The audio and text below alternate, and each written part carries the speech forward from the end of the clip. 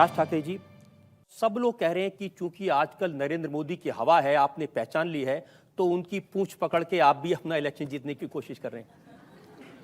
नहीं, मुझे किसी की पूंछ पकड़ने की ज़रूरत नहीं है। मुझे लगता है कि 2011 में जब मैं गुजरात के दौरे पे गया था, वहाँ पे 10-12 दिन का मेरा दौरा था, और उस वक्त मैं जब मुंबई आ रहा था, तब मेरी जो प्रेस कॉन्फ्रेंस हुई थी, उस वक्त मुझे जो पत्रकारों ने मुझे सवाल पूछे थे, उसका मैंने जवाब दिया था। और उस वक्त मैंने 2011 में, यानी कि पॉलिटिकल सिनारियो पे Narendra Modi as a prime minister कहीं भी नहीं थे, उनका नाम भी नहीं था, कुछ नहीं था, भाजपा को तो मालूम भी नहीं था। तब वो आडवाणी जी की और सुषमा स्वराज जी की बात चल रही थी। तब मैंने गुजरात में मैंने ये कहा था कि नरेंद्र मोदी जैसी एक व्यक्ति इस देश की प्रधानमंत्री होनी चाहिए। जब किसी ने इस देश में किसी ने कहा नहीं था, तब राज ठाकरे ने कहा था। तब किसी को आपत्ति नहीं आई, तब किसी ने पूछा नहीं भाई तू क्यों नाम ले रहा है। ये तो मैं जानता हूं कि आप राजनीति के ऐसे चतुर खिलाड़ी हैं कि 1.5 साल पहले आप समझ सकते हैं। तो अच्छी बात है। हर पब्लिक मीटिंग में कहते हैं कि अगर नरेंद्र मोदी को जरूरत पड़ेगी तो मन से उनकी सपोर्ट करेंगे। और इसमें गलती क्या है? अगर मुझे एक आदमी का काम करने का तरीका अगर पसंद है, अगर उन्होंने जो भी काम किया है मैं उसका प्रशंसक हूं, तो उसमें गलती क्या है? गलती ये है, गलती की जनता को इंप्रेशन ये आ रहा है जैसे आपका अलायंस है नरेंद्र मोदी के साथ में, बीजेपी और मनसा का अलायंस है। नहीं, बात ऐसी है ना कि ये सारी चीजें, ये परसेप्शन की बात है। मैंने जो कहा है वो मैंने मन से कहा है, और जो मेरी इच्छा है वो मुझे प्रकट करने के लिए मुझे कोई रोक नहीं सकता। कल अगर पकड़ लीजिए, अगर मैं ये डिक्लेयर ही नहीं करता, तो आप जैसे ही लोग मेरे को बोलते हैं अच्छा तो अंदर से कांग्रेस को सपोर्ट कर रहे हैं। ये मैंने डिक्लेयर नहीं किया तो आप बोलेंगे कांग्रेस को सपोर्ट कर रहे हैं, मैंने मोदी जी को सपोर्ट किया तो आप बोल रहे क्यों कर रहे हैं। राजनाथ सिंह ने कहा, सुना है सारी राजनीतिक पार्टियां नरेंद्र मोदी को समर्थन देंगी। अरे भाई, काहे बिना मांगे समर्थन देने के लिए आप परेशान हैं? यदि किसी को समर्थन देना है, या तो भारतीय जनता पार्टी का एलाई बन जाए, बीजेपी के साथ गठबंधन कर ले, पार्टी में खुद को विलीन कर ले, वही दावा कर सकता है।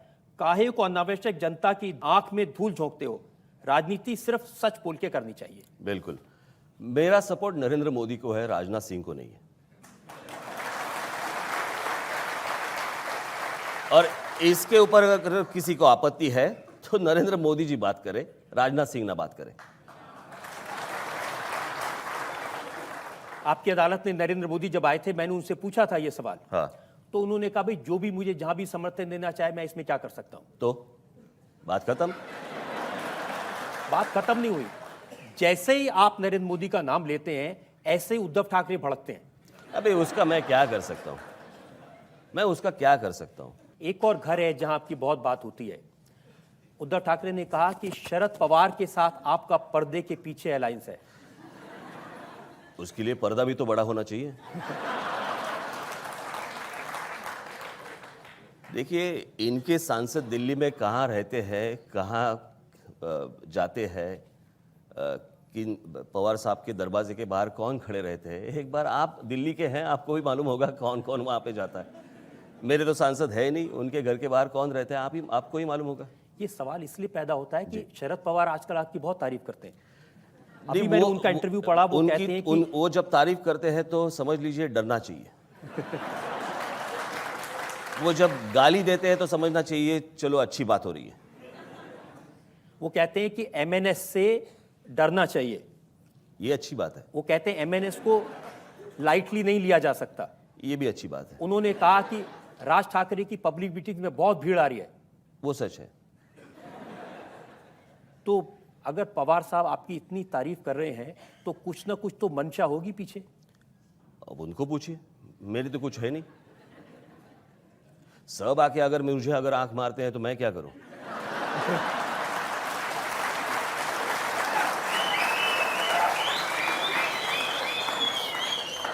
आप में से जो लोग सवाल पूछना चाहते हैं राज ठाकरे से, जी हाँ, यहाँ फर्स्ट रो में। जैसा कि 2002 में नरेंद्र मोदी जी पे दंगों का केस है सुप्रीम कोर्ट से, तो आप यहाँ कह रहे हैं उनको सपोर्ट करें, जिसने गुजरात में 11,000 करोड़ का कर्जा कर दिया, वो इस देश में विकास कैसा लाएंगे?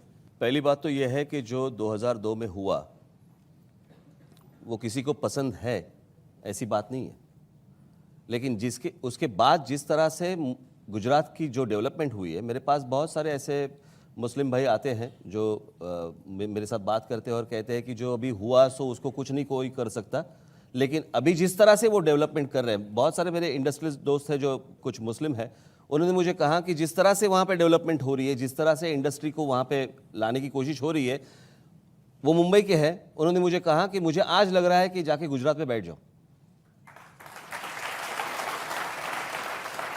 और बहुत बार ऐसी चीज़ें होती हैं कि जो हो चुकी है, जैसे इंदिरा जी की उनकी हत्या के बाद सिखों की हत्या हुई थी, या ऐसे बहुत सारी घटनाएं अपने देश में हुई हैं। अभी मुझे लगता है कि अगर आगे बढ़ना है तो इसको सारी चीज़ों को पीछे रखना होगा। लेकिन राज, मैं आपसे ये कहना चाहता हूं कि इनके जैसे जो लोग हैं जी, जिनके मन में 12 साल पहले की वो घटना आज भी ताज़ा याद है, बिल्कुल, हाँ, लोग मरे थे, जी, सड़कों पर कत्लेआम हुआ था जी, तो कैसे भूल जाए? तो फिर आगे कैसे जाए? कुछ तो एक बार तय करना पड़ेगा ना कि या तो वो भूल जाएं या तो आगे चले जाएं। अगर वहीं पे रहना है तो बात कर लो, वहीं पे बात करते हैं। कैसे चलेंगे? यानी अगर जिस तरह से, अगर आप जर्मनी देख लेंगे, जर्मनी में जिस तरह से हिटलर ने जो भी कुछ किया था, अगर आज जर्मनी देखेंगे तो उन्होंने वो सब बंद कर दिए दरवाजे। वहां के जो जर्मन लोग जो है उनकी तरफ आम आदमी जब देखता है, उनकी तरफ जो बाकी देशों के जो लोग देखते हैं, वो ये नहीं देखते कि ये हिटलर की कंट्री से है। जो हुआ था वो उन्होंने बंद कर दिए दरवाजे, वो सारी चीजें भूल गए, और जर्मनी डेवलप कैसे हो जाए, आगे कैसे बढ़े, इसके लिए वो सोच रहे हैं। क्या इस बात की गारंटी दे सकते हैं कि आगे नहीं होगा? तब तो शायद कोई भूलने की बात सोचे। इसकी गारंटी मैं कैसे दूं? महाराष्ट्र में नहीं होगा ये मैं देख सकता हूं। मेरा नाम इमरान मोदी है। जी, क्या है? इमरान मोदी। इमरान मोदी।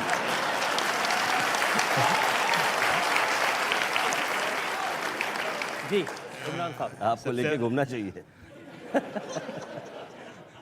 आप सब जगह जाते हो कैंपेनिंग करने के लिए, तो हमारे मुंबा देवी एरिया में क्यों नहीं आते हो?